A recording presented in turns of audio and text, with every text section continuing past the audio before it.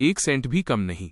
ये सुनकर तियानचिन की छोटी आंखें और भी ज्यादा सिकुड़ गईं, जब तक कि उसके चेहरे पर सिर्फ 2 छोटे डॉट्स नहीं रह गए। उसने टेबल के उस पार कॉन्ट्रैक्ट को मेरी तरफ सरका दिया। अच्छा, कॉन्ट्रैक्ट देख लो। मैंने उसे उठाया और सीधे म्याऊ अनयून की ओर बढ़ा दिया। चेक करो और देखो कि क्या ये तुम्हारा ही है। म्याऊ अनयून ने अपने होंठ चबाए, मेरी तरफ देखा।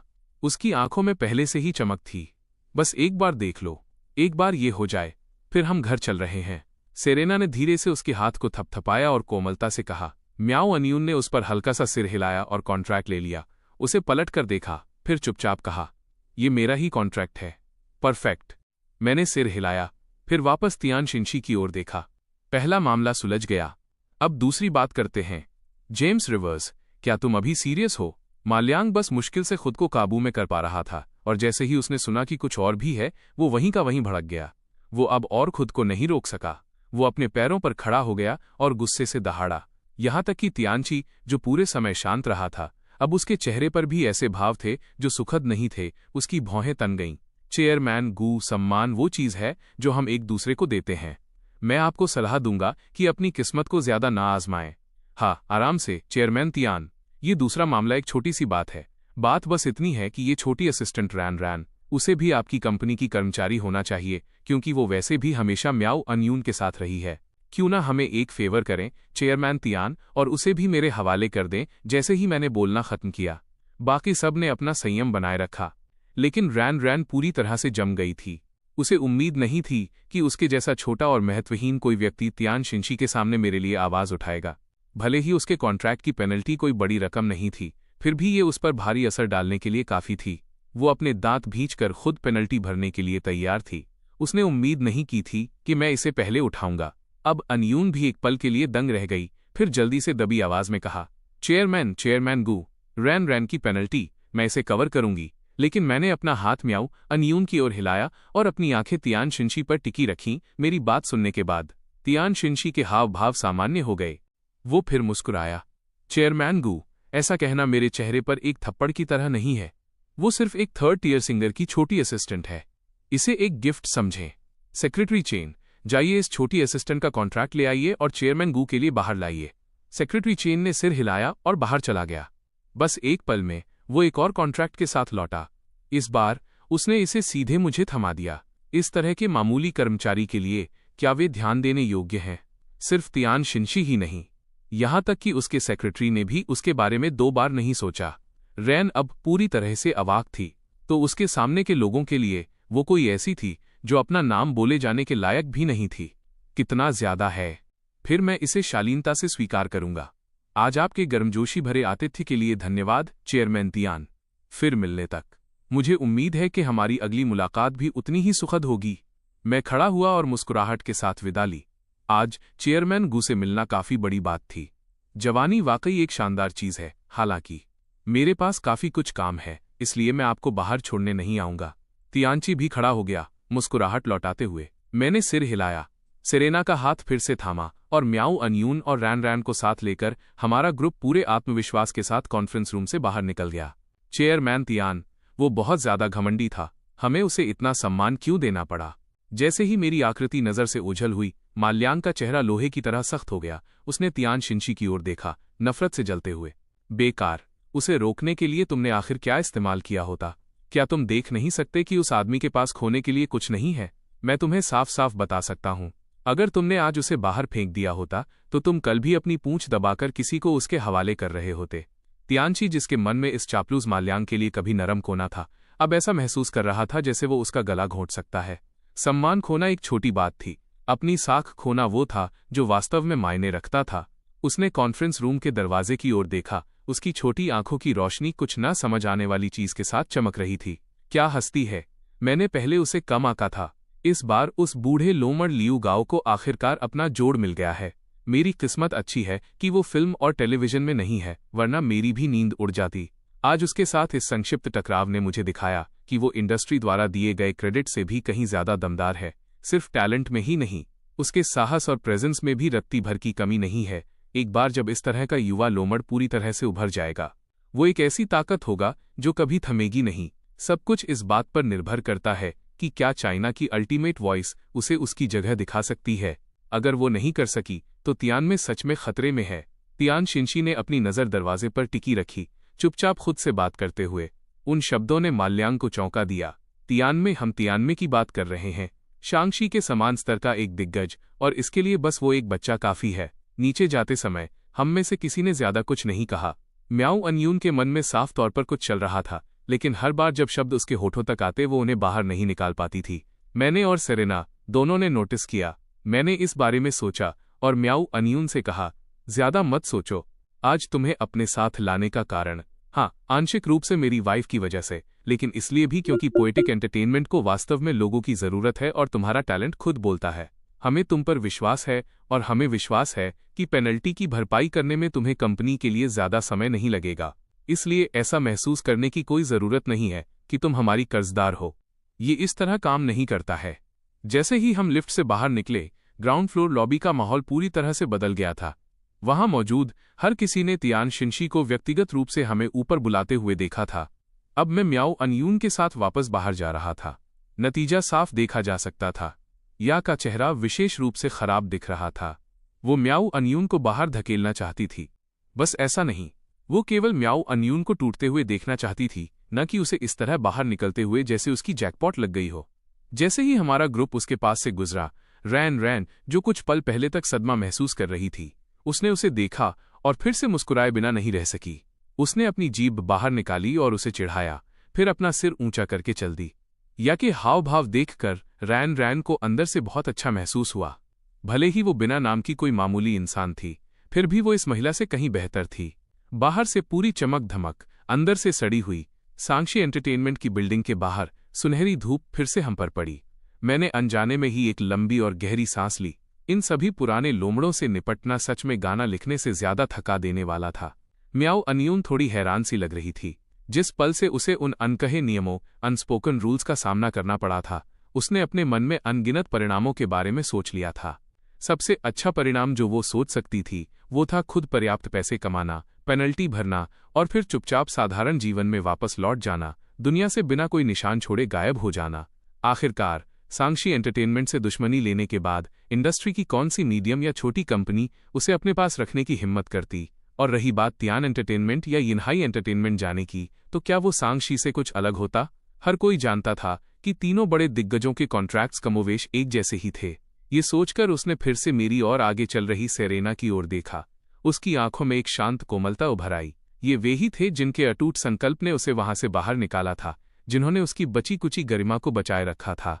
इसलिए भले ही मैंने उसे जो कॉन्ट्रैक्ट दिया वो सबसे खराब डील ही क्यों न निकले, उसने उसे साइन करने का मन पहले ही बना लिया था। कम से कम उसे विश्वास था कि पोएटिक एंटरटेनमेंट में इस तरह के अनकहे नियम कभी नहीं होंगे। यूनियन, चलो पहले तुम्हारा सामान ले आते हैं। सेरेना जो आगे चल रही थी अचानक रुकी और म्याऊ अनयून के साथ चलने के लिए पीछे मुड़ी। उसकी खूबसूरत आंखों में गर्म मुस्कुराहट थी जब उसने पूछा, जरूर, ये ज्यादा दूर नहीं है, बस आगे ही है। रैन और मेरे पास बस कुछ कपड़े हैं, हमने पहले ही सब कुछ पैक कर लिया है। सेरेना की मुस्कुराहट की गर्माहट में म्याऊ अनयून बस एक पल के लिए रुकी, फिर उसके चेहरे पर भी एक मुस्कान आ गई। म्याऊ अनयून और रैन का सामान वाकई बहुत कम था। सब कुछ 2 छोटे सूटकेस में आ गया। उन्हें बिना किसी परेशानी के लोड कर दिया गया। लेकिन जिस कमरे में वे रह रही थीं, उसे देखकर मुझे और सेरेना दोनों को अनचाहे में ही गुस्सा आ गया। मैं इसके बारे में मन ही मन बड़बड़ाने से खुद को नहीं रोक सका। सांक्षी एंटरटेनमेंट वाकई दिन ब दिन और भी ज्यादा बेशर्म होता जा रहा था। इतनी टैलेंटेड सिंगर, और उन्होंने उसे ऐसी जगह रखा था जो असल में एक स्टोर रूम जैसा था। नए गानों के शोकेस में म्याऊ अनयून की काबिलियत हर किसी को साफ दिख रही थी। अगर वो पोएटिक एंटरटेनमेंट में होती तो उसे किसी खजाने की तरह रखा जाता।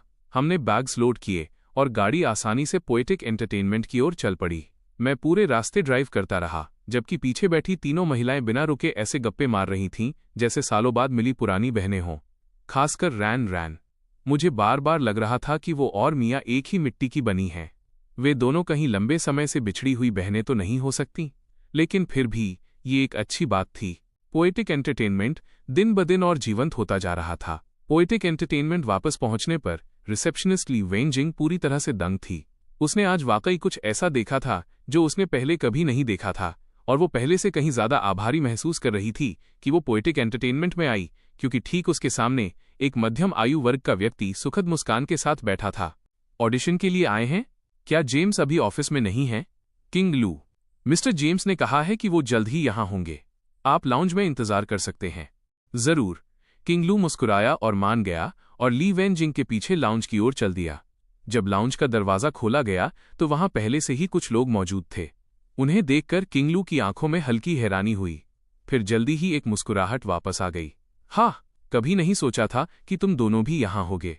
वो बच्चा, जेम्स, वो सच में पूरी एंटरटेनमेंट की दुनिया को उलट पुलट करने की कोशिश कर रहा है। भाई लू, आप खुद यहां आ गए और आप हमारे बारे में बात कर रहे हैं। लाउंज के अंदर मिया, जो चाय परोस रही थी, उसने महसूस किया कि उसकी पलकें अनचाहे में फड़क रही हैं। इससे पहले जब मैंने कहा था कि 3 दिग्गज नाम कंपनी में शामिल हो रहे हैं, तो उसने सपने में भी नहीं सोचा था कि वे ये होंगे। सु जियो चेन, लियू रुइंग, किंग लू, ये सच में दिग्गज नाम थे। लेकिन भला मैंने उन तीनों को उनके अपने स्टूडियो से अलग यहां लाने में कैसे कामयाबी हासिल की? क्योंकि उसके सामने मौजूद तीनों लोग अपने अपने स्टूडियो चलाते थे। वे हर कोई अपने बॉस खुद थे और उनके कुछ काम तो पोएटिक एंटरटेनमेंट से भी बड़े थे। और फिर भी वे स्वेच्छा से पोएटिक एंटरटेनमेंट में शामिल होने के लिए आए थे। ये वाकई विश्वास करना मुश्किल था। किंग लू हंसा और सोफे पर बैठ गया, दूसरे 2 लोगों की ओर देखते हुए। मैं क्या कह सकता हूं? जेम्स ने जो ऑफर दिया उसे ठुकराना असंभव था। आप दोनों के लिए भी यही था, है ना? हा हा हा हा, सच है। जियो चेन ने एक बढ़ा चढ़ाकर हंसी निकाली। लू रुइंग मुस्कुराई और सहमति में सिर हिलाया। अगर इस इंडस्ट्री में कोई भी इन तीनों को एक कमरे में ला सकता था तो वो केवल एक ही व्यक्ति था, और वो वही था। वो लड़का जेम्स हमें आने के लिए कहता है और फिर खुद गायब हो जाता है। जब वो वापस आएगा तो मैं उसे खरी खोटी सुनाऊंगा। आह भाई लू, मैं वापस आ गया हूं, है ना? मुझे वाकई किसी जरूरी काम से जाना पड़ा था, क्योंकि आप बड़े दिल वाले बड़े आदमी हैं। अपने छोटे भाई को थोड़ी राहत दे। किंग लू की बात पूरी भी नहीं हुई थी कि मेरी आवाज दरवाजे से गूंजती हुई आई। मेरे साथ जाहिर है सेरेना और म्याऊ अनयून थीं। रैन ठीक पीछे थी। जैसे ही उसने अंदर के लोगों को देखा, उसके हाव भाव तुरंत वैसे ही बदल गए जैसे मिया के थे। बोलते ही हाजिर। किसी के बारे में एक शब्द कहो और वो सामने आ जाता है। किंग लू ने हंसते हुए अपना सिर हिलाया और मुझे दरवाजे से अंदर आते हुए देखा। चियाओ चान के चेहरे पर भी उतनी ही मजेदार मुस्कान थी जब उन्होंने नए आने वालों को देखा और कहा, जेम्स, सेरेना और म्याऊ अनयून। खैर, ऐसा लगता है कि न्यू सॉन्ग शोकेस की लगभग पूरी टीम यहाँ है। मैं मुस्कुराया और वहां मौजूद हर किसी को देखा। मेरा दिल अब उत्साह से भर गया था। आखिरकार मैं चैन की सांस ले सकता था। पोएटिक एंटरटेनमेंट में इन लोगों के साथ मैं बिना पीछे हटे अपना सब कुछ लगा सकता था। किंग लू, लियू रुइंग, सु जियो चेन, सेरेना, म्याऊ अनयून मिलकर एक नया बिग 4 बना रहे थे और उनका साथ दे रही थी फन जियो जियो और ये शुहान जैसी दमदार जोड़ी। यहां तक कि वो छोटी असिस्टेंट भी अपने आप में एक ताकत थी। इसमें पिछले कुछ दिनों से भर्ती किए गए नए टैलेंट को भी जोड़ दें। हम तैयार थे। हम पूरी तरह से तैयार थे। हा, अब जब सब यहां हैं तो चलिए उन कॉन्ट्रैक्ट्स पर साइन करते हैं। डायरेक्टर यांग कहाँ हैं? जल्दी दरवाजा बंद कर दो इससे पहले कि कोई भाग जाए। मुझे समझ नहीं आ रहा कि इतने जबरदस्त लाइनअप को कैसे बयां करूं। मैं इतना रोमांचित था कि मेरी भौहें लगभग चेहरे से ऊपर उठ गई थीं। जब मैं जोर से हंसा, तुम अभी भी एक कंपनी के चेयरमैन हो, तुम्हें पता है ना? क्या तुम्हें ऐसा होना जरूरी है?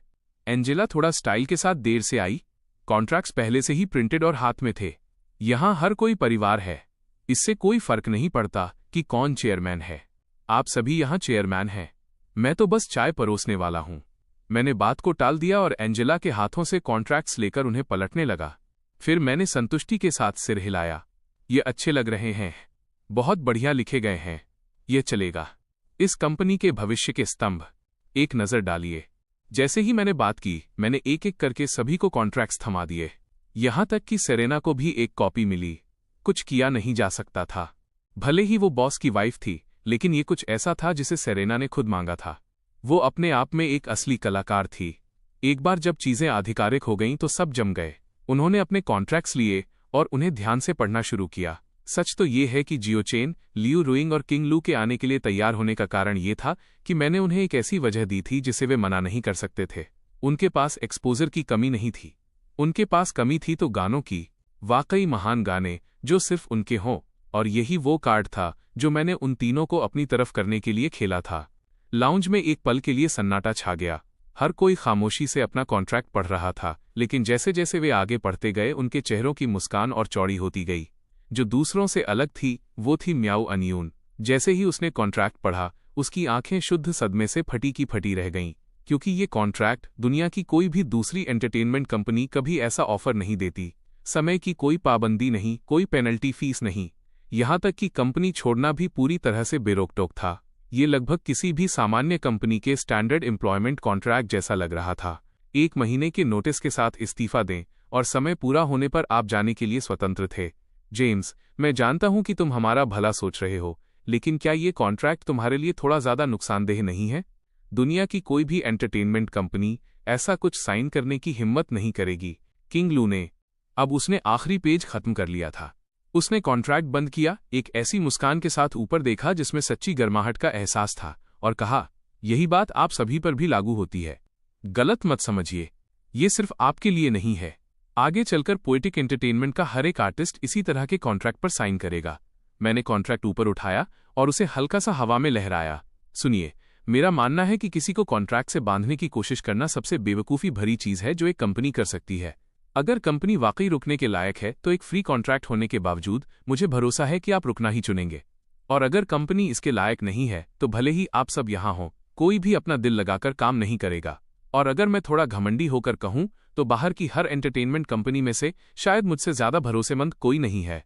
उस तरह के आत्मविश्वास ने कमरे में मौजूद हर किसी का ध्यान अपनी ओर खींच लिया, यहाँ तक कि किंग लू की आंखों में भी एक शांत और साफ सम्मान झलक रहा था।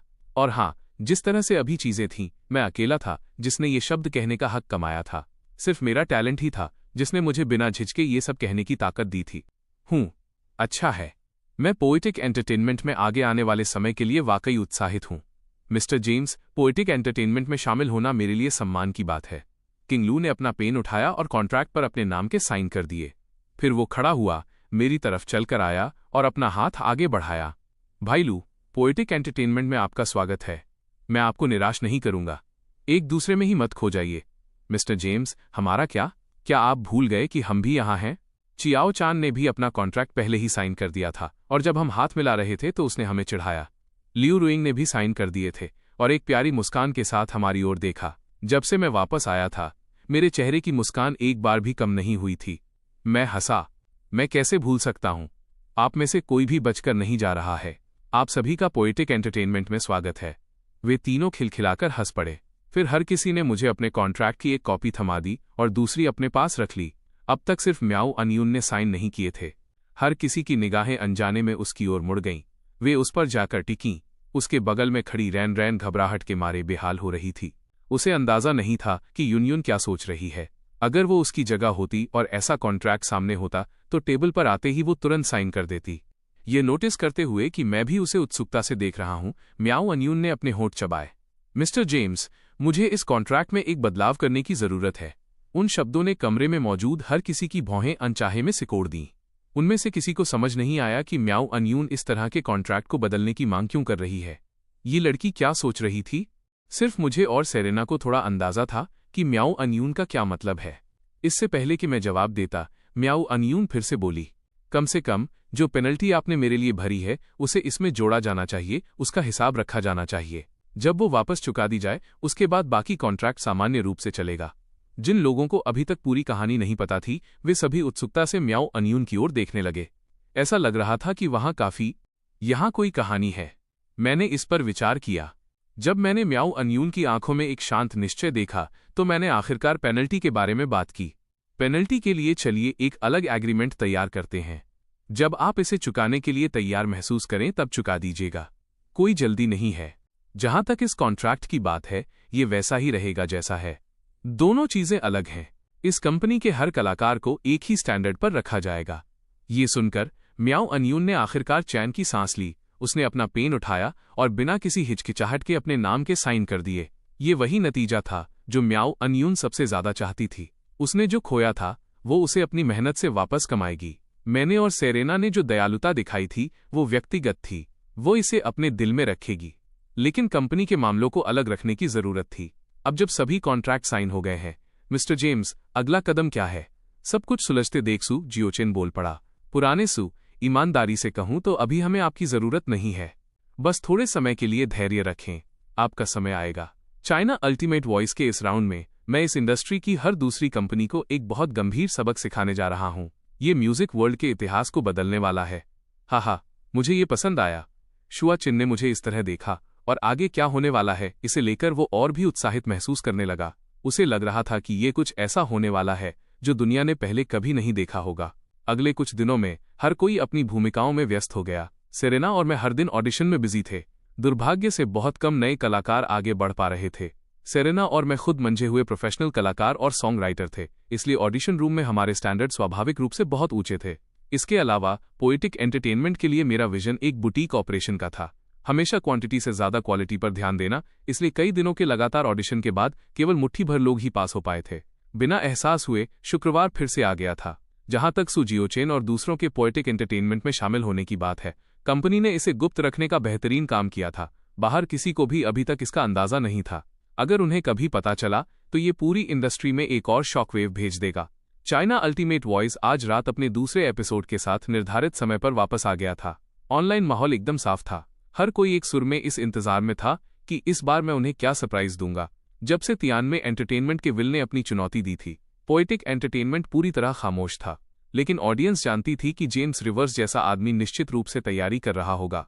उन सभी का एक ही मानना था कि पोएटिक एंटरटेनमेंट की खामोशी का मतलब सिर्फ एक ही चीज है, वे कुछ बहुत बड़ा छिपाकर बैठे हैं। इसलिए जैसे ही रात के 8 बजे अनगिनत व्यूअर्स ने ऑफिशियल लाइव स्ट्रीम पर धावा बोल दिया और अपनी सीटें पक्की कर लीं। वेन्यू खुद पूरी तरह खचाखच भरा हुआ था। इस समय दूसरे स्टेज पर दूसरी लड़ाइयां पहले ही शुरू हो चुकी थीं, लेकिन लगभग कोई भी उन्हें नहीं देख रहा था। हालांकि वे गाने दर्जन भर बार सुने जा चुके थे, किसी को भी जरा सा भी उत्साह महसूस नहीं हो रहा था। केवल उनके संबंधित फैन बेस ही वहां मौजूद थे, अपने पसंदीदा कलाकारों का हौसला बढ़ा रहे थे। रात 8:30 बजे सबकी नजरों के सामने चैलेंजर विल ने आखिरकार स्टेज पर कदम रखा। उसने एक काला निट कैप पहना हुआ था और ऊपर से नीचे तक पूरी तरह हिप हॉप स्टाइल में तैयार था। उसके चेहरे से घमंड टपक रहा था। जैसे ही वो स्टेज पर पहुंचा, उसने माइक थामा और पूरे कॉन्फिडेंस के साथ भीड़ को संबोधित किया। मैंने सुना है कि कोई जेम्स रिवर्स है जिसे गाने लिखने का बड़ा शौक है। Love songs? जरूर, मैं तुम्हें उसका क्रेडिट दे दूंगा, लेकिन रैप तुम मेरे लेवल के नहीं हो। उसने ये बात बड़े गर्व और जोर शोर से कही, जिससे नीचे खड़ी भीड़ ने उसे चिढ़ाने के लिए हूटिंग बूज करना शुरू कर दिया। लाइव स्ट्रीम चैट कमेंट से भर गई, जिनमें से ज्यादातर लोग उसकी क्लास लगा रहे थे। फिर विल ने अपना सिर पीछे झुकाया और कहना जारी रखा, जानते हो क्यों? ऑनलाइन इतने सारे लोग मुझसे नफरत करते हैं। ऐसा इसलिए है क्योंकि मैं बहुत ऊंचा खड़ा हूं। I stand too toll.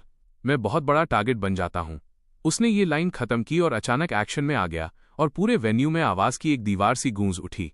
क्योंकि मैं बहुत ऊंचा खड़ा हूं। बहुत ऊंचा, बहुत ऊंचा, बहुत ऊंचा। क्योंकि मैं बहुत ऊंचा खड़ा हूं। बहुत ऊंचा, बहुत ऊंचा, बहुत ऊंचा। हर कोई पूछता है कि मैं कौन हूं। उनमें से किसी ने नहीं देखा कि मैं बिजली की गड़गड़ाहट था। वे सब बाहर मेरे लिरिक्स याद कर रहे हैं। रातों रात मशहूर होने का स्वाद, ये सब मेरी वजह से है। उस धमाकेदार शुरुआत से तालियों की गड़गड़ाहट नहीं हुई, बल्कि हंसी का एक बड़ा धमाका हुआ। लाइव स्ट्रीम के अंदर पूरी चैट कॉमेडी का समंदर बन चुकी थी।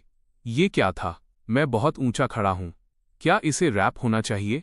ये तो किसी टूटे हुए रिकॉर्ड की मशीन जैसा लग रहा है। बड़ी बड़ी बातें करने का यही नतीजा है, बस एक ही लाइन रिपीट पर। मैं तो हंसते हंसते मर रहा हूं। गंभीरता से दोस्तों, ये लास्ट मिनट प्रोटागोनिस्ट से कैसे अलग है। इसने रैप के बारे में मेरी समझ को पूरी तरह हिलाकर रख दिया है। कोई जाकर इस बच्चे को ले जाओ। आखिरकार मैं बहुत ऊंचा खड़ा हूं के अंतहीन लूप के बाद गाना पूरी तरह रुक गया। विल ने भीड़ की ओर हाथ हिलाया और बड़े गर्व और आत्मसंतुष्टि के साथ स्टेज से नीचे चला गया। चाहे वेन्यू हो या लाइव स्ट्रीम, उस पल हर किसी ने चैन की सांस ली। उन्होंने अपने बुरी तरह टॉर्चर हुए कानों में उंगली डाली और शिकायतों की बाढ़ ला दी। विल का रैप सुनने के बाद अब मेरे दिमाग में बस यही अटका हुआ है कि मैं बहुत ऊंचा खड़ा हूं। क्या मुझे कोई बचा सकता है? पोएटिक, आओ और हमें बचाओ। कुछ अच्छा सुनाओ और प्लीज हमारे कान धो डालो। वो भ्रम भरा कॉन्फिडेंस सच में डरावना है। सिर्फ शोर, जीरो तकनीक। म्यूजिक सीन को क्या होता जा रहा है? नेटिजन्स की शिकायतों की इस बाढ़ के बीच आखिरकार पोएटिक एंटरटेनमेंट के एक्ट ने स्टेज संभाला। इसने देख रहे हर व्यक्ति में उम्मीद की एक किरण जगा दी। लेकिन जब उन्होंने दो ऐसे युवकों को देखा जिन्हें पहले कभी किसी ने नहीं देखा था, तो सब एक पल के लिए रुक गए। फिर बिना किसी योजना के चिंता बढ़ने लगी। पोएटिक नए लड़कों, रुकीज को उतार रहा है। क्या ये वाकई काम करेगा? विल की स्किल्स कमजोर हैं, लेकिन उसका फैन बेस सच में बहुत बड़ा है और उसके पीछे पैसा और पैकेजिंग है। खासकर युवा फैंस, वे बच्चे जिन्होंने कभी अनुभव नहीं किया कि असली म्यूजिक कैसा होता था। विल को पसंद करने के झांसे में आना पूरी तरह समझ में आता है। इन्हें पहले कभी किसी ने नहीं देखा है। ये दिखने में बिल्कुल नए फ्रेशर्स, न्यू कमर्स लग रहे हैं। इस तरह के अनजान चेहरों पर भरोसा करना वाकई मुश्किल होता है। वेन्यू में मौजूद भीड़ भी एकदम शांत हो गई और स्टेज पर खड़ी इन दो आकृतियों को चुपचाप देखने लगी। इस खामोशी ने बैकस्टेज खड़े विल को और भी ज्यादा अहंकारी बना दिया। शुरुआत से ही स्टेज की एनर्जी को देखो, अंतर अभी से साफ है। लेकिन फन जियो और यी शुहान पूरी तरह शांत रहे। उन्होंने एक दूसरे की तरफ पीठ करके माइक थामे रखा और बिना किसी घबराहट के स्टेज पर मजबूती से खड़े रहे। ये उनकी पहली परफॉर्मेंस थी। मुझे उन पर पूरा भरोसा था और वे बदले में मुझे एक परफेक्ट रिजल्ट देने वाले थे। बड़ी स्क्रीन पर म्यूजिक शुरू हुआ। गाने का टाइटल सामने आया, ड्रिफ्टिंग नॉर्थ। लिरिक्स और कॉम्पोजिशन पोएटिक द्वारा और परफॉर्मेंस फन जियो और यी शुहान की। क्रेडिट्स में पोएटिक का नाम देखते ही ऑडियंस थोड़ा शांत हुई, चाहे वे दोनों नए लड़के कोई भी हों। पोएटिक के गानों पर कोई सवाल नहीं उठाया जा सकता था। स्टेज पर फन जियो ने खुद को म्यूजिक की लहरों में बहने दिया। जैसे ही वो माइक उठाने और गुनगुनाने हमिंग वाला पहला व्यक्ति बना, उसकी कोमल गुनगुनाहट ने अनजाने में ही हर किसी के कान खड़े कर दिए और लोग हर एक नोट का आनंद लेते हुए उसे सुनने लगे। लेकिन बैकस्टेज विल के चेहरे पर साफ नफरत दिख रही थी। ऑनलाइन कमेंट्स में भी शक और संदेह मिला जुला था और विल के कुछ फैंस ने बीच में कूदना शुरू कर दिया था। हो ही नहीं सकता, पोएटिक ये रैप नहीं है। इंट्रो तो बिल्कुल भी रैप जैसा नहीं लग रहा। रैप तो शुरुआत से ही धमाकेदार होता है। ये ओपनिंग तो किसी पॉप सॉन्ग जैसी लग रही है। प्लीज, मुझे लगा था कि पोएटिक कुछ खास होगा। मेरा विल रैप के साथ उन पर चढ़ाई कर रहा है और उनमें इसका सामना करने की हिम्मत तक नहीं है। ये पोएटिक नहीं, भूल जाने लायक है। एक बार फिर इसे भूल जाने लायक कहो और मैं तुम्हें देख लूंगा। तुम इतनी जल्दी में क्यों हो? बस सुनो और तुम्हें पता चल जाएगा। तो सिर्फ तुम हमारे विल के बारे में बात कर सकते हो, लेकिन हम पोएटिक के बारे में कुछ नहीं कह सकते। Double standards. बस इंतजार करो, जल्द ही तुम्हें तमाचा पड़ने वाला है। वैसे भी मैं पोएटिक पर बिना शर्त भरोसा करता हूं। स्टेज पर फन जियो अभी भी धीरे धीरे गुनगुना रहा था। धुन पहले से ही बहुत खूबसूरत थी। यी शुहान ने अपने दोनों हाथों से माइक पकड़ा हुआ था और फन जियो की तरफ पीठ किए चुपचाप उस पल का इंतजार कर रहा था जब गुनगुनाहट खत्म होगी। अचानक म्यूजिक बदला, ये तेज, उग्र और गहरा होता गया। उस पल हर किसी की आंखें सिकुड़ गईं और दिल धक से रह गया। उनके पूरे शरीर में अनचाहे ही खिंचाव आ गया। वे जान गए कि असली चीज अब शुरू होने वाली है। और वाकई यी शुहान, जो अब तक स्थिर खड़ा था, म्यूजिक की तेज बीट के साथ हरकत में आया, फुर्ती से माइक उठाया और रैप शुरू हो गया। सपनों के इस सफर पर मैंने अपनी हर जानी पहचानी चीज पीछे छोड़ दी। मेरे कंधे पर लदा बैग भविष्य के लिए मेरी हर उम्मीद को समेटे हुए है। बिल्कुल आप सभी की तरह मैं भी कहीं बहुत दूर से आया हूं, मामूली नौकरियां कर रहा हूं, भटक रहा हूं और घर के लिए तड़प रहा हूं। हम में से कितने लोग बस यही चाहते हैं कि हमारी जिंदगी थोड़ी बेहतर हो जाए, अपनी कहानी खुद फिर से लिखने के लिए, अपने माता पिता के बोझ को थोड़ा कम करने के लिए। हर बार जब नया साल आता है, घर की याद और भी बढ़ जाती है। वापस न जा पाने की बेबसी, क्योंकि सपना अभी भी पूरा नहीं हुआ है। वेन्यू में मौजूद भीड़ अब खुद को रोक नहीं सकी। एक के बाद एक चीखें और तालियां गूंज उठीं। वाकई अविश्वसनीय। वो कच्ची, बुलंद पुकार और वे परफेक्ट हाई नोट्स पूरे वेन्यू की एनर्जी को चरम पर ले गए। उस पल में हर एक इंसान ने अपनी मुट्ठियां भींच लीं, अपने अंदर एक ऐसी ताकत महसूस की जो ब्रह्मांड को पलट देने के लिए काफी थी। ये वही शक्ति थी जो इस गाने ने उन्हें दी थी।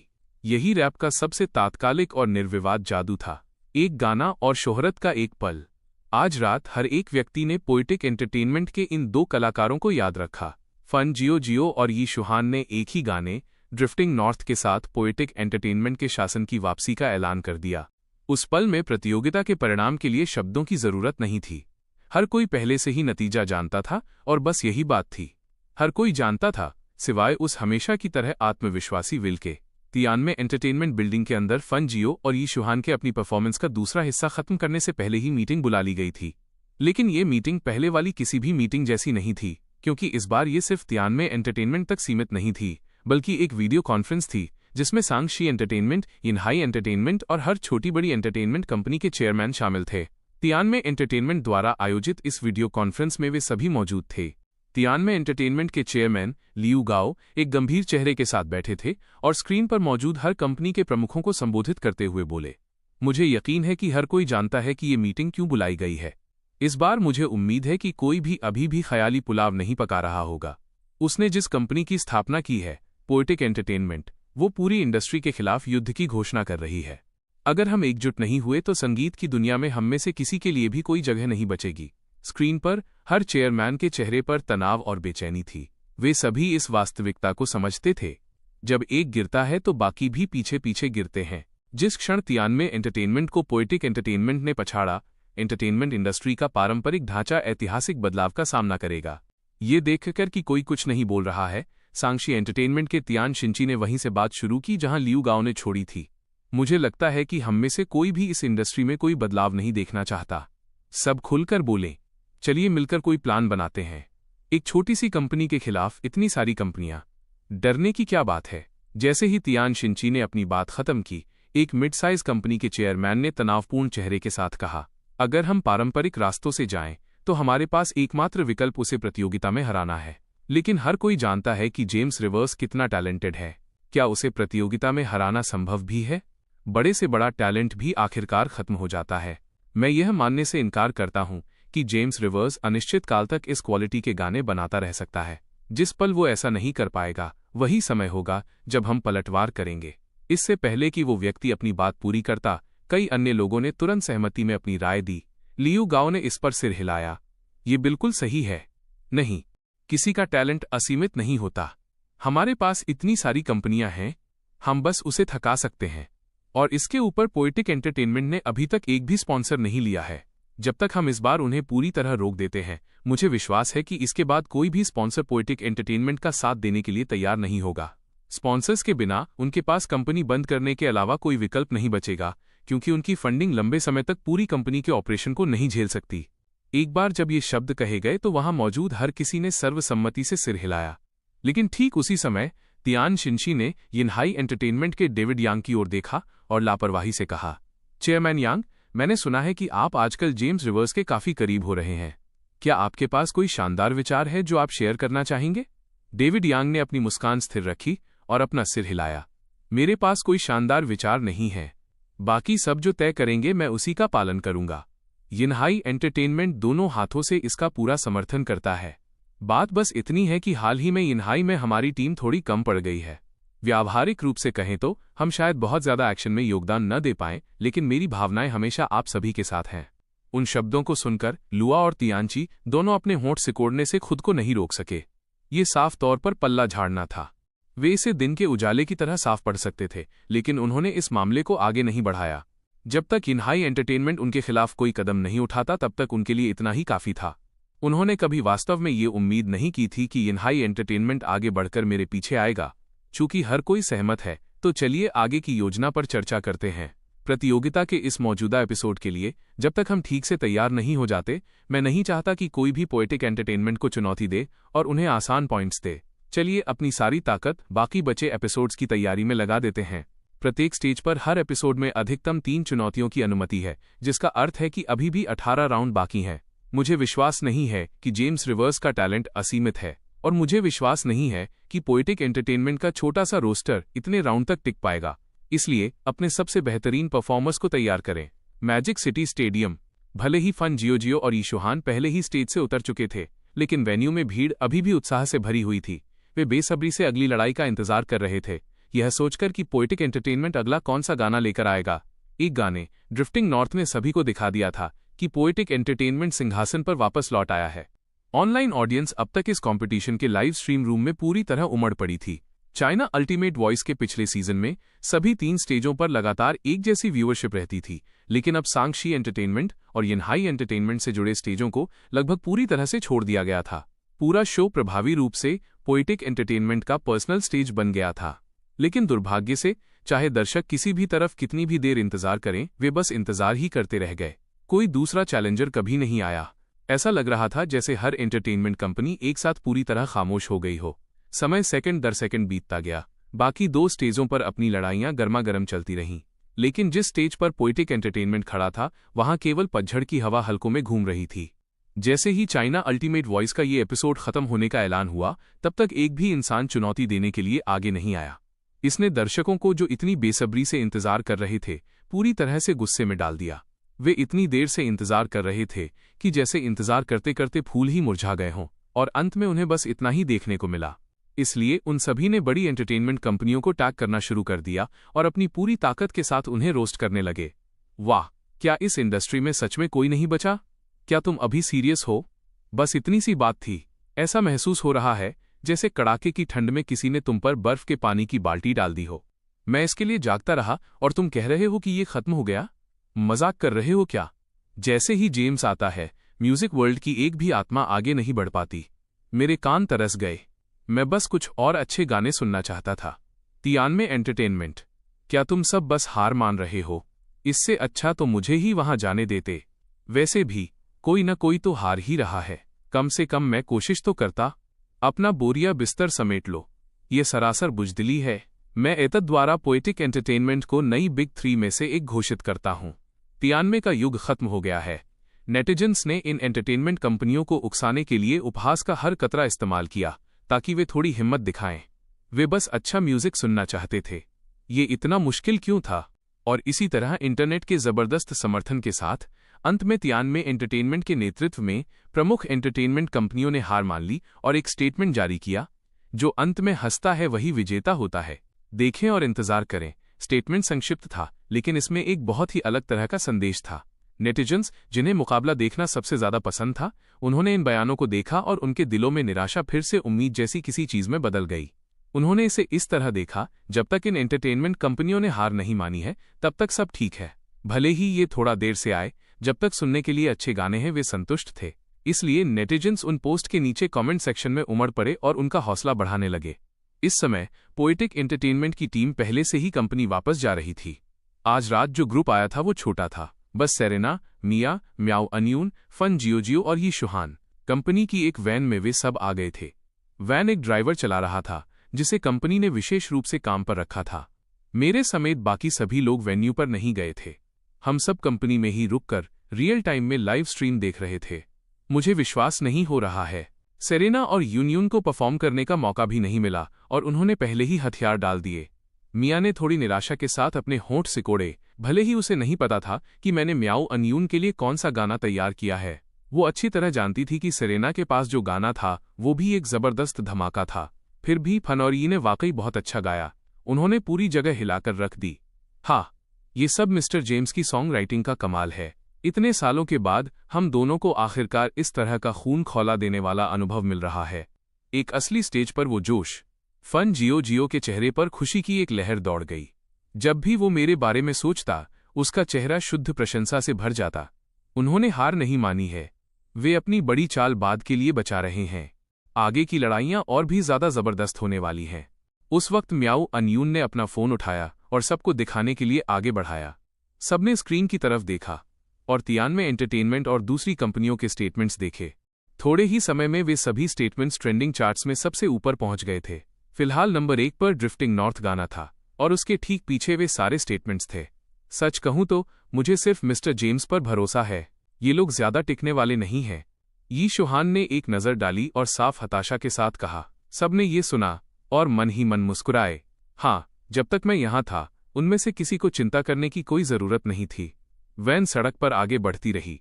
ग्रुप अभी भी कंपटीशन के बारे में बातें कर रहा था कि अचानक फन जियो का फोन बजा। फोन कटने तक उसके चेहरे की मुस्कुराहट गायब हो चुकी थी और उसकी जगह माथे पर चिंता की लकीरें आ गई थीं। क्या हुआ? यी शुहान ने नोटिस किया और उससे धीरे से पूछा। उन्होंने अभी आज रात एक बड़ी जीत हासिल की थी। ये एक खुशी का पल होना चाहिए था। फन जियो का चेहरा इस तरह दिखना साफ तौर पर इशारा कर रहा था कि कोई उलझन भरी बात हुई है। वैन में मौजूद दूसरों ने भी इसे भांप लिया और उसकी तरफ देखने लगे। इससे फन जियो थोड़ा असहज महसूस करने लगा। उसे लगा जैसे उसने सबका मूड खराब कर दिया है। ये कुछ नहीं है। तुम सेरेना और दूसरों के साथ कंपनी वापस जाओ। मुझे लगता है कि मैं इसे अकेले संभाल लूंगा। सेरेना, क्या मैं आपको जेंगचांग यीडा प्लाजा के पास छोड़ने की तकलीफ दे सकता हूं? फन जियो ने अपना फोन मजबूती से पकड़ा। उसके चेहरे की बेचैनी बढ़ती जा रही थी। इस समय इस तरह की परेशानी खड़ी करना उसे सच में शर्मिंदा कर रहा था, लेकिन उसके पास कोई चारा नहीं था। उसे जाना ही था। बिल्कुल, जाओ और जो भी काम है उसे देख लो। सेरेना ने सिर हिलाया। ये साफ तौर पर फन जियो का कोई पर्सनल मामला था। उसने आगे कुछ नहीं पूछा। वैन जेंगचांग यीडा प्लाजा की ओर बढ़ गई। फन जियो जल्दी में बाहर निकला और चला गया। यी शुहान ने फन जियो को जाते हुए देखा और अचानक कहा, सेरेना, मुझे फन की थोड़ी चिंता हो रही है। कैसा रहेगा अगर हम उसका पीछा करें और देखें कि क्या चल रहा है? वैन में मौजूद दूसरों ने एक दूसरे को देखा। सेरेना ने कुछ चिंता के साथ ईशुहान की ओर देखा। ये उसका निजी मामला है, क्या हमारा उसका पीछा करना ठीक होगा? सेरेना, कोई बात नहीं, फन और मैं सालों से साथ हैं, और अगर मेरा अंदाजा सही है तो वो जिससे मिलने जा रहा है, मैं शायद उन्हें भी जानता हूं। उसने मुझे पीछे छोड़ दिया क्योंकि उसे बुरा महसूस हो रहा था। तो सेरेना ने जोर देकर पूछा, तो क्या हम चलकर देखें? ईशुहान की बात सुनकर मिया और म्याऊ अनियून दोनों के कान खड़े हो गए। गपशप और ड्रामे में दिलचस्पी लेने का उनका स्वभाव अचानक जाग उठा। सेरेना ने एक पल के लिए इस पर विचार किया, फिर गंभीर चेहरे के साथ ईशुहान से एक बार फिर पूछा, तुम्हें यकीन है कि ये ठीक है? सेरेना, ये बिल्कुल ठीक है। ईशुहान ने अपने सीने पर हाथ रखा और इसकी कसम खाई। तभी सेरेना ने सिर हिलाया। पूरा ग्रुप अपने मास्क पहनकर वैन से किसी छोटे चोरों के गिरोह की तरह चुपके से बाहर निकल गया। उन्होंने ड्राइवर को अकेला छोड़ दिया, जिसने वैन को पास के एक लॉट में पार्क कर दिया। रास्ते में ईशुहान को पहले से ही पता लग रहा था कि फन जियो किस तरफ जा रहा है। ग्रुप कहीं नहीं रुका। ईशुहान आगे आगे चल रहा था और सीधे पास के एक छोटे सराय टैवर्न में दाखिल हुआ। वो सराय बहुत बड़ी नहीं थी, लेकिन उसे इस तरह सजाया गया था कि वहां गर्माहट और अपनेपन का एहसास हो रहा था, जैसे किसी के घर में कदम रखा हो। वो जगह पहले से ही खचाखच भरी हुई थी, लेकिन सराय के बीचों बीच बना छोटा सा स्टेज शोर शराबे और हंगामे का केंद्र बना हुआ था। ग्रुप ने उधर देखा और तुरंत फन जियो को पहचान लिया। वो किसी बात को लेकर लोगों के एक ग्रुप से बहस कर रहा था। फन जियो के पीछे दो युवा लड़कियां खड़ी थीं, जिनके चेहरों पर चोट और दुख के भाव थे। उनमें से एक ने गिटार पकड़ा हुआ था। ईशुहान ने एक नज़र देखी और उसकी आंखें फटी की फटी रह गईं। वह तुरंत आगे बढ़ा। सेरेना और म्याऊ अनियून ने दूसरों के साथ एक नज़र साझा की। उनकी आंखों में चिंता की चमक थी। उन्हें डर था कि ये दोनों मामले को काबू से बाहर न ले जाएं। सौभाग्य से जैसे ही ईशुहान ऊपर पहुंचा, उसने तुरंत उस ग्रुप के साथ बहस शुरू नहीं की। इसके बजाय वो उन दोनों लड़कियों के साथ खड़ा हो गया और पूछा, शिनी, पीलिंग, क्या तुम दोनों ठीक हो? फन जियो ने ईशुहान को ऊपर आते देखा, जिसका स्वाभाविक रूप से मतलब था कि उसने सेरेना और दूसरों को भी पीछे खड़ा देख लिया। इससे वो पहले से भी ज्यादा शर्मिंदा हो गया। उन दोनों ने अभी मुश्किल से कंपनी ज्वाइन की थी और पहले ही बॉस की वाइफ उन्हें एक सीन क्रिएट करते हुए देख रही थी। ये अजीब से भी बढ़कर था। ये सोचकर वो ईशुहान को एक तरफ ले जाने और हताशा में कहने से खुद को नहीं रोक सका, क्या मैंने तुमसे नहीं कहा था कि सेरेना के साथ कंपनी वापस चले जाओ? तुम फिर भी क्यों आ गए? चलो भी फन, तुम ऐसे नहीं हो सकते। इस तरह की चीज छिपाने का क्या मतलब है? हम सब यहाँ खुले दिल के हैं। सेरेना और बाकी लोग, वे दूसरी कंपनियों के लीडर्स जैसे बिल्कुल नहीं हैं। वे इसे हमारे खिलाफ नहीं मानेंगे। ईशुहान को देखकर, जो उससे छोटा था, फन जियो कुछ पलों के लिए अवाक रह गया। उसे बस ये लग रहा था कि बात ये नहीं है कि वे इसे उसके खिलाफ मानेंगे या नहीं, बल्कि ये है कि कोई भी कंपनी वास्तव में ये नहीं चाहती कि उसके लोग बाहर किसी मुसीबत में फंसें। लेकिन जो होना था वो हो चुका था और अब ज्यादा सोचने का कोई फायदा नहीं था। वो वापस मुड़ा और उस ग्रुप से बहस करना जारी रखा। स्टेज पर हो रही बहस को सुनकर सेरेना ने एक मोटा मोटा अंदाजा लगा लिया था कि क्या चल रहा है। इस सब की वजह स्टेज पर मौजूद सफेद टी शर्ट वाली वे दो लड़कियां थीं। वे एक लोक संगीत फोक म्यूजिक जोड़ी थीं, जो इस छोटी सराय में परफॉर्मर के रूप में काम करती थीं। उन दोनों ने अपने खुद के काफी ओरिजिनल गाने लिखे थे, जिन्हें यहाँ बहुत पसंद किया जाता था। लेकिन क्योंकि इन दोनों के पास कोई सपोर्ट या कोई जान पहचान नहीं थी, इसलिए एक छोटी एंटरटेनमेंट कंपनी के लोग उनके गानों को कुछ हजार येन में खरीदना चाह रहे थे, ताकि वे ट्रैक अपने किसी कलाकार के नाम से रिलीज कर सकें। लड़कियों ने इनकार कर दिया था और उसी का नतीजा ये सीन था। उनके सामने खड़े लोग बस किराए के गुंडे थे। किराए के गुंडे यहां आकर हंगामा खड़ा करने के लिए भेजे गए थे। इस सब के पीछे असली खिलाड़ी वो कंपनी का रिप्रेजेंटेटिव था, जो अभी भी आराम से एक बूथ पर बैठा हुआ था। सेरेना जानती थी कि एंटरटेनमेंट की दुनिया में ये कोई नई बात नहीं है। पुलिस को बुलाने से भी कोई खास मदद नहीं मिलती, क्योंकि अगर वे एक टोली को हटा भी देते तो दूसरी आ जाती। वैसे भी वे हाथ पैर नहीं चला रहे थे, बस बातें कर रहे थे। मिसाल के तौर पर अभी वे लोग बस यही कह रहे थे कि गाने सुनने लायक नहीं हैं। वे कस्टमर थे और उन्हें संगीत या परफॉर्मर बदलने की मांग करने का पूरा अधिकार था। यहां तक कि सराय का मालिक भी बाहर आकर कुछ नहीं कर पा रहा था। जब आप इस तरह की किसी चीज से टकराते हैं तो सबसे अच्छा तरीका लोहे को लोहे से काटना होता है, जैसा कि मैंने उस समय किया था। मैंने पहले यिनहाई एंटरटेनमेंट को कवर के तौर पर इस्तेमाल किया, एक बड़ी कंपनी को अपने असली टैलेंट के लिए ढाल बनने दिया। फिर एक बार जब मैंने अपना नाम बना लिया तो मैंने दबाव को पीछे धकेलने के लिए हायांग का सहारा लिया और आखिरकार पोएटिक एंटरटेनमेंट की शुरुआत की। लेकिन वो कुछ ऐसा था जो सिर्फ मैं ही कर सकता था। मामूली टैलेंट वाले ज्यादातर लोग बस वक्त की धारा में बह जाते, सेरेना ने सराय के स्टेज पर उन दो युवा महिलाओं को देखा जो वहां थोड़ी असहाय खड़ी थीं। फिर उसने अपने बगल में मिया और म्याऊ अनयून को देखा जो उतनी ही नाराज थीं। उसने इस पर विचार किया और अपना फैसला ले लिया। वो मिया और म्याऊ अनयून को साथ लेकर सीधे बूथ की ओर बढ़ी। उसने वहां बैठे उस छोटी कंपनी के मैनेजर को नीचे की ओर देखा। फन जियो और यी शुहान ने जैसे ही ये सब होते देखा, वे तुरंत उन दो लड़कियों को लेकर वहां पहुंचे। उनकी धड़कनें इस वक्त बहुत तेज थीं। अगर उनकी वजह से सेरेना के साथ यहां बुरा बर्ताव हुआ तो वे खुद को कभी माफ नहीं कर पाते। आप किस एंटरटेनमेंट कंपनी से हैं? बूथ पर खड़े होकर सेरेना ने सीधे पूछा। पुरानी सेरेना ऐसा नहीं करती, लेकिन लोग समय के साथ बड़े होते हैं। यहां खड़ी सेरेना में अब मेरी आत्मा का एक अंश साफ झलक रहा था। ये छोटा सा मैनेजर मजे से तमाशा देख रहा था। तभी अचानक 3 प्रभावशाली महिलाएं उसकी सीट के सामने आ गईं। उनमें से 2 बीच वाली महिला के दोनों तरफ थीं, जैसे उसे सुरक्षा दे रही हों। और उसी वक्त स्टेज पर दिखे वे 2 युवक भी तेजी से वहां आ पहुंचे। पूरे ग्रुप ने केंद्र में खड़ी महिला के चारों ओर एक दीवार बना ली और उस मैनेजर को ऐसे घूरने लगे जैसे उसकी एक भी गलत हरकत उसे वहीं ढेर कर देगी। कौन हो तुम लोग? मैनेजर ने अपनी भौहें सिकोड़ते हुए पूछा। उसे अंदर ही अंदर एक अजीब सा एहसास हुआ। सामने खड़ी महिला उसे जानी पहचानी लग रही थी। हम कौन हैं ये छोड़ो। अपनी कंपनी का इस्तेमाल करके लोगों को धमकाना ये बिल्कुल गलत है। तुम्हारी जैसे लोगों की वजह से ही म्यूजिक वर्ल्ड की ये हालत है। सेरेना को जवाब देने की जरूरत ही नहीं पड़ी। मिया ने पहले ही आगे बढ़कर मोर्चा संभाल लिया था। मिया को इस तरह देख मैनेजर हंसा और अपने हाथ में पकड़े ग्लास को स्टाइल से घुमाने लगा। छोटी बच्ची, जुबान संभालकर बात करो। मैं बस एक आम कस्टमर हूं। तुम्हारी किस आंख ने मुझे किसी को धमकाते हुए देखा? जो कर रहा हूं उसे मानूंगा नहीं। नहीं मानोगे? क्लासी। मिया ने उसे तिरछी नजर से देखा। उसका चेहरा नफरत से भरा हुआ था। सेरेना ने भी अपना सिर हिलाया। ये आदमी साफ तौर पर अनजान बनने का नाटक कर रहा था। इसके बजाय वो उन 2 लड़कियों को देखने के लिए मुड़ी। फन जियो ने ये देखकर जल्दी से सेरेना से उनका परिचय कराया। सेरेना, ये वोंग शिनी और वू पीलिंग है और ये हमारे बॉस की वाइफ हैं। रुको, मैं जानता हूं तुम कौन हो। बूथ में बैठे मैनेजर को जैसे अभी अभी किसी बात का एहसास हुआ और वो तुरंत चौंक कर चिल्ला उठा। उसकी आंखें फटी की फटी रह गईं। वो अविश्वास के साथ अपने सामने खड़े ग्रुप से घिरी सेरेना को घूरने लगा। वे 2 लड़कियां भी एक पल के लिए जम गईं, फिर सीधे सेरेना की ओर देखने लगीं। उस एक चिल्लाहट ने पूरी सराय को एकदम शांत कर दिया। वहां मौजूद हर सिर उनकी ओर मुड़ा, यहां तक कि वे गुंडे भी जो अभी हंगामा कर रहे थे मुंह फाड़े चुपचाप वहां घूरने लगे। क्या उन्होंने वही सुना जो उन्हें लगा कि उन्होंने सुना है? क्या ये सेरेना थी? वही सेरेना जिसे वे जानते थे।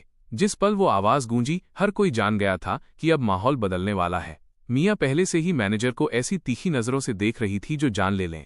अगले ही सेकंड पूरी जगह शोर से भर गई। सेरेना, वो इस समय इंटरनेट की सबसे बड़ी आर्टिस्ट है। कोई मुकाबला ही नहीं। यहां तक कि सराय का मालिक भी अपने हाथ मलते हुए सिक्योरिटी बुलाने के लिए दौड़ा। वो खुद पोएटिक का कट्टर फैन था। अगर सेरेना के साथ उसकी इस छोटी सी जगह पर कोई भी हादसा होता तो वो खुद को कभी माफ नहीं कर पाता।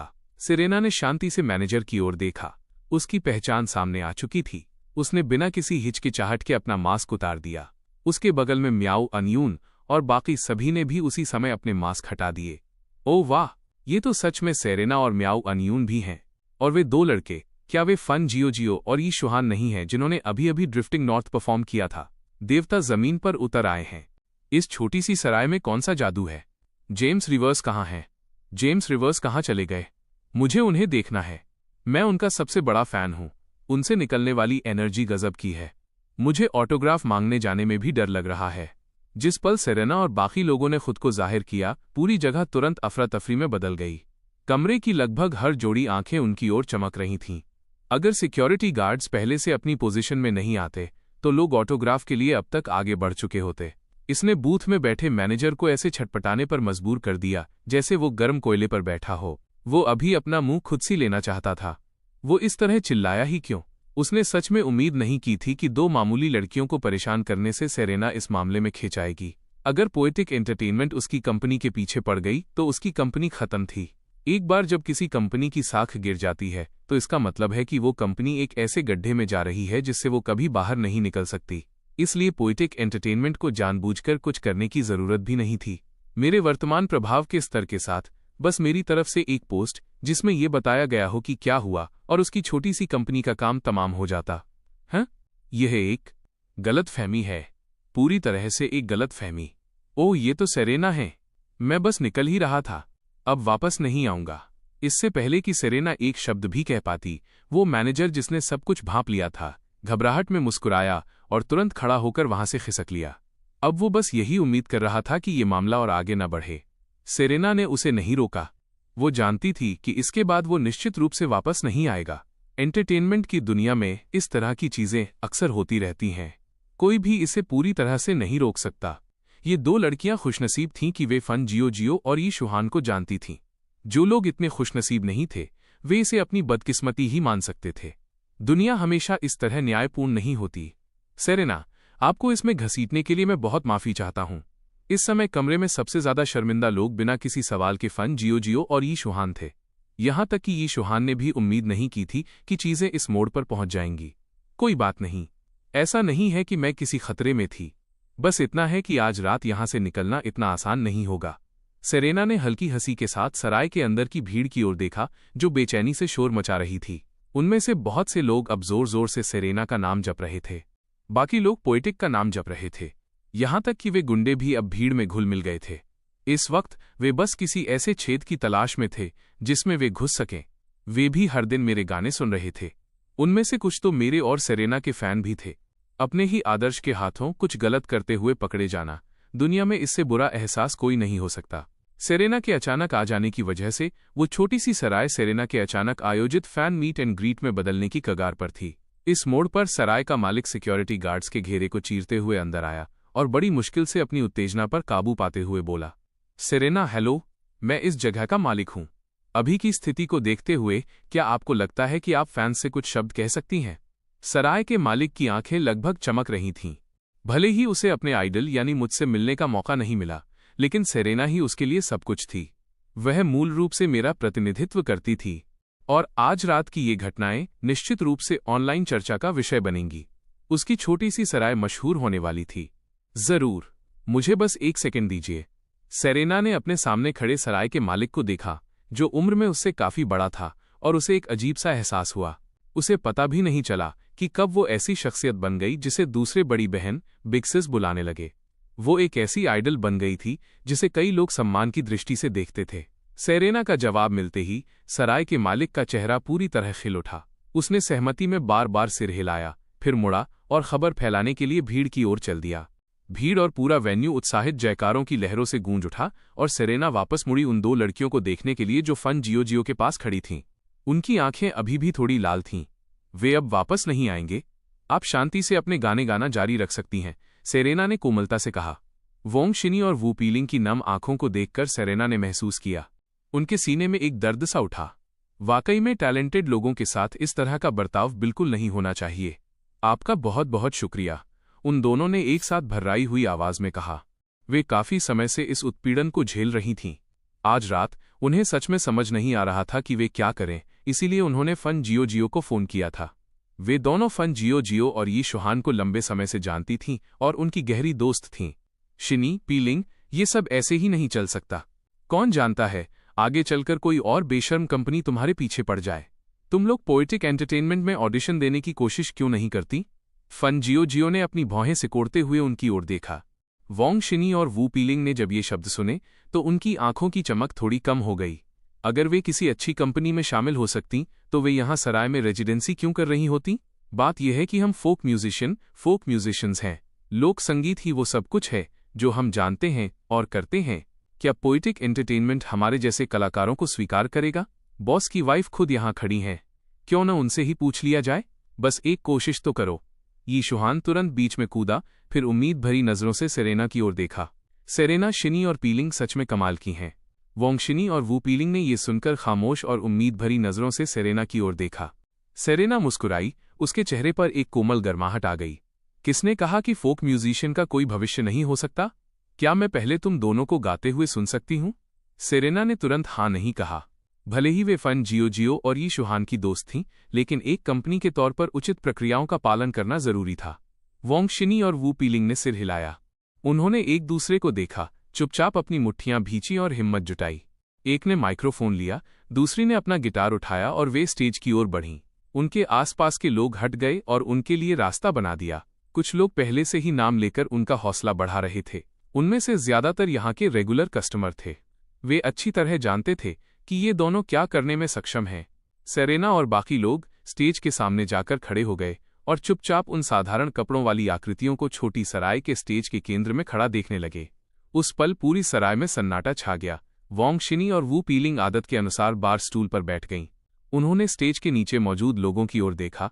उनकी आंखें पहले से ही चमक रही थीं।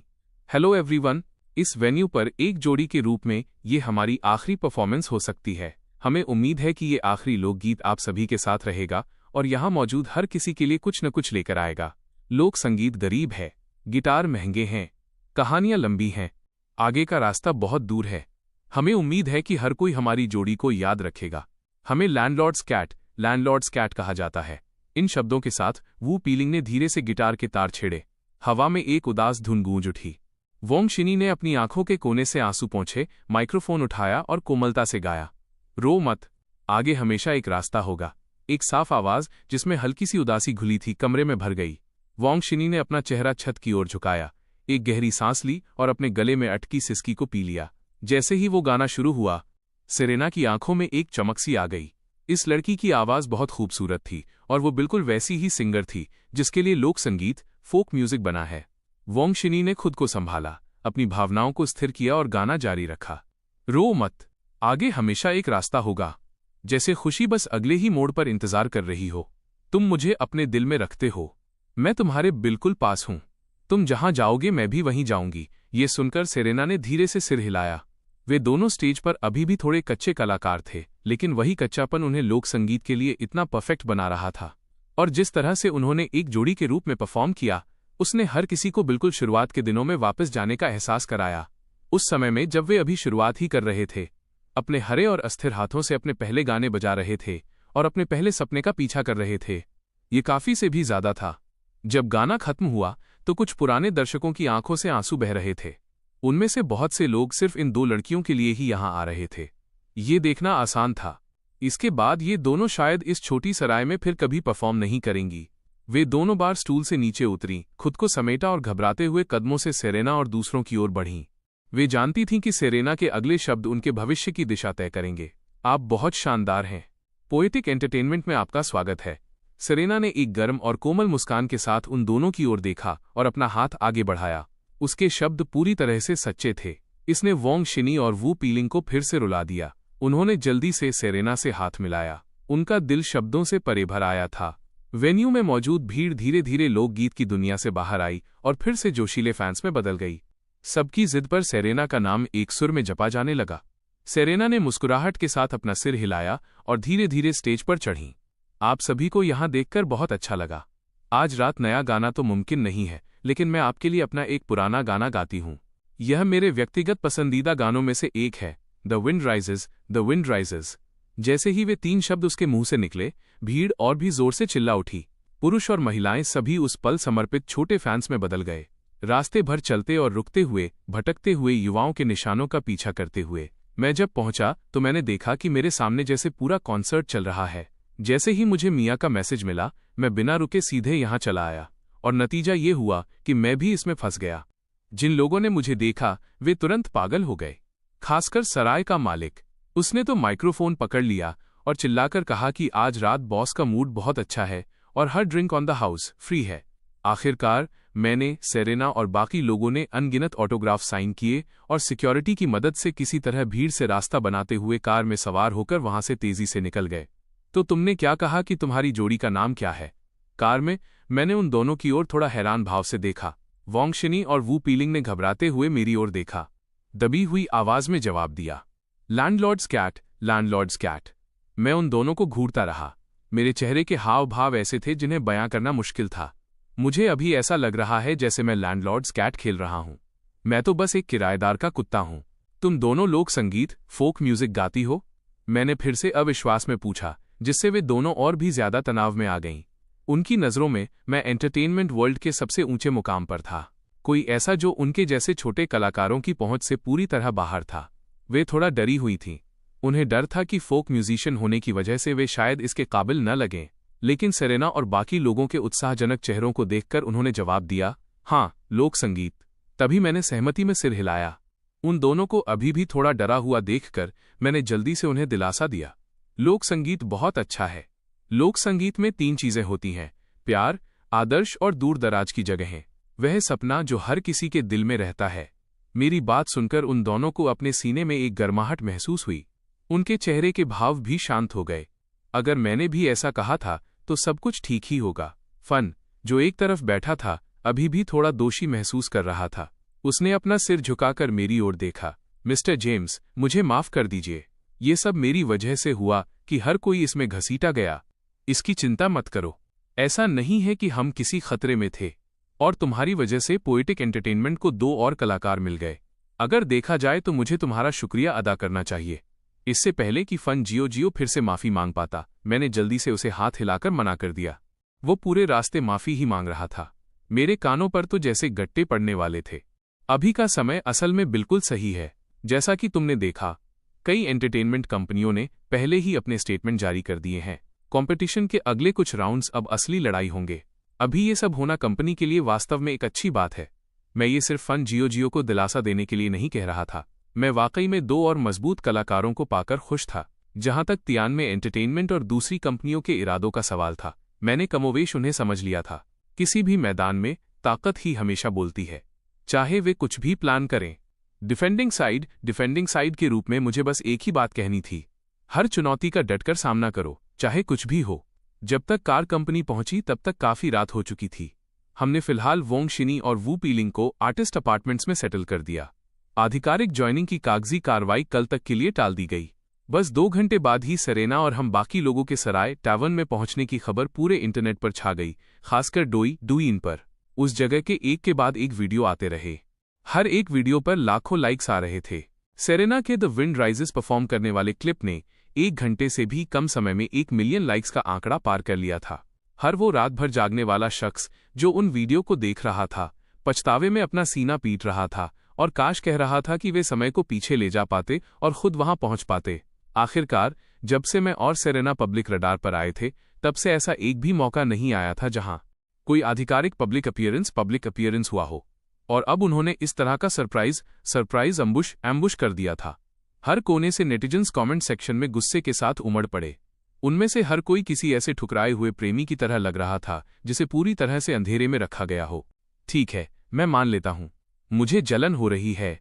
सेरेना और जेम्स के इतने करीब होने का मौका, और मैंने इसे खो दिया। पोएटिक अगली बार कम से कम हमें पहले बता तो सकता है। इस तरह का सरप्राइज अपीयरेंस बिल्कुल भी जायज नहीं है। कोई कॉन्सर्ट नहीं, कोई फैन मीट नहीं, और अब ये। और वहां लोक संगीत भी था। मैं तो टूट गया हूं। लोक संगीत गरीब है, गिटार महंगे हैं, लड़की खूबसूरत है, और मैं बस इसके काबिल नहीं हूं। जो फैंस वहां थे, उन्होंने तो कोशिश भी नहीं की। तुमने उन्हें ऐसे ही कैसे जाने दिया? एक ढंग का कॉन्सर्ट कब हो रहा है? क्या ये कभी होगा भी? इंटरनेट पर बाढ़ की तरह आ रहे ऑन द सीन वीडियो का सामना करते हुए नेटिजन्स एक एक करके दुनिया के सबसे कड़वे नींबू में बदल गए। बयान न की जा सकने वाली खटास घटनाओं के इस पूरे सिलसिले ने सफलतापूर्वक ट्रेंडिंग चार्ट्स में टॉप पर अपनी जगह बना ली। इस मोड़ पर हर किसी ने इस बात से समझौता कर लिया था। मुझे और सेरेना को ट्रेंडिंग लिस्ट में देखे बिना एक दिन भी बिताना शारीरिक रूप से गलत लगता था। जहां तक मुख्य किरदारों यानी मेरी और सेरेना की बात है, हम पहले ही घर पहुंच चुके थे। छोटी लिली को उस शाम पहले ही मेरी एक बेड टाइम स्टोरी ने सुला दिया था। हम दोनों ने हल्का और जल्दी डिनर किया और फिर अगले 10,000 शब्दों को यहां छोड़ दिया गया है। अगले दिन जैसे ही सुबह का सूरज उगा, मैंने अपने दर्द करते भारी शरीर को किचन तक घसीटा ताकि नाश्ता तैयार कर सकूं। सेरेना, जिसके गाल अभी भी हल्के लाल थे, मेरे बगल में खड़ी मदद कर रही थी। सुबह की धूप खिड़की से अंदर आ रही थी और मुझे अचानक एहसास हुआ कि मैंने काफी लंबे समय से अपना मॉर्निंग वर्कआउट नहीं किया है। कोई आश्चर्य नहीं कि ये शरीर दिन ब दिन ज्यादा थका हुआ महसूस कर रहा था। ये सब इसलिए था क्योंकि मैंने अपना मॉर्निंग रूटीन छोड़ दिया था। दूसरी ओर सेरेना को बस अपना चेहरा जलता हुआ महसूस हो रहा था। हर बार जब वो कल रात जो हुआ उसके बारे में सोचती तो वो शर्मिंदगी के मारे गायब हो जाना चाहती थी। उसे अभी भी अंदाजा नहीं था कि मैंने वे सारी चीजें कहाँ से सीखी थीं। यह उसे शर्मिंदा और परेशान करने के लिए काफी था। हनी, जाओ लिली को जगाओ। मैंने ताज़ा चावल के दलिए पॉरेज का 1 चम्मच चखा, संतुष्टि के साथ सिर हिलाया, फिर काउंटर से साइड डिश उठाई और सेरेना से कहा। सेरेना अभी भी कहीं अपनी ही यादों में खोई हुई थी। उसकी चमकती नम आंखें सीधे सामने देख रही थीं। उसे कुछ सुनाई नहीं दे रहा था। उसका वो प्यारा सा खोया हुआ अंदाज देखकर मैं मुस्कुराया और जल्दी से उसके लाल गाल पर एक किस कर लिया। हनी, अगर तुम ऐसे ही खोई रही तो लिली स्कूल के लिए लेट हो जाएगी। पूरी तरह से अचानक पकड़े जाने पर सेरेना वापस हकीकत में लौट आई। उसका चेहरा और भी लाल हो गया। उसने अपना सिर झुकाया और किचन से तेजी से बाहर निकल गई। उसके वे छोटे छोटे तेज कदम लगभग किसी कॉम्पिटिटिव वॉकर की रफ्तार का मुकाबला कर रहे थे। जब तक सेरेना छोटे बेडरूम से बाहर आई, अपनी गोद में अभी अभी जागी हुई लिली को लिए हुए, तब तक मैंने टेबल पर सब कुछ सजा दिया था। चावल का दलिया, भरवा पैनकेक और सारी साइड डिश। मैं वहां एक प्यारी मुस्कान के साथ बैठा उन दोनों का इंतजार कर रहा था।